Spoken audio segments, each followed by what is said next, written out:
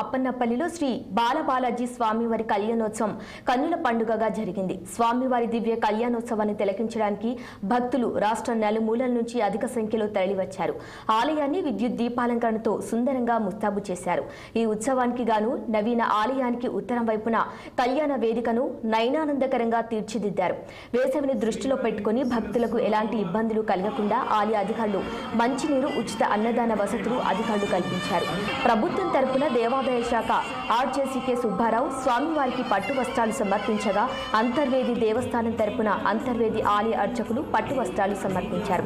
త్రిదండి శ్రీమన్నారాయణ రామానుజ చినజీఆర్ స్వామివారి అర్చక బృందం ఆధ్వర్యంలో స్వామివారితో పాటు ఉభయ దేవేరులను బుగ్గన చుక్కపెట్టి వారిని పెళ్లి కొడుకు, పెళ్లి కుమార్తెలుగా తీర్చిదిద్దారు. వారిరువురిని కళ్యాణ మండపంకు తీసుకువచ్చి వేద మంత్రాలతో మంగళ వాయిద్యాల నడుమ దివ్య తిరుకల్యాణం జరిపించారు.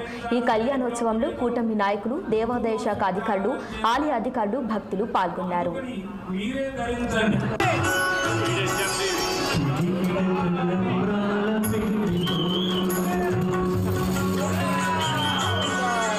మీ యొక్క దివ్యమైనటువంటి భోగ్యమైన సేవా భాగ్యానికి చక్కని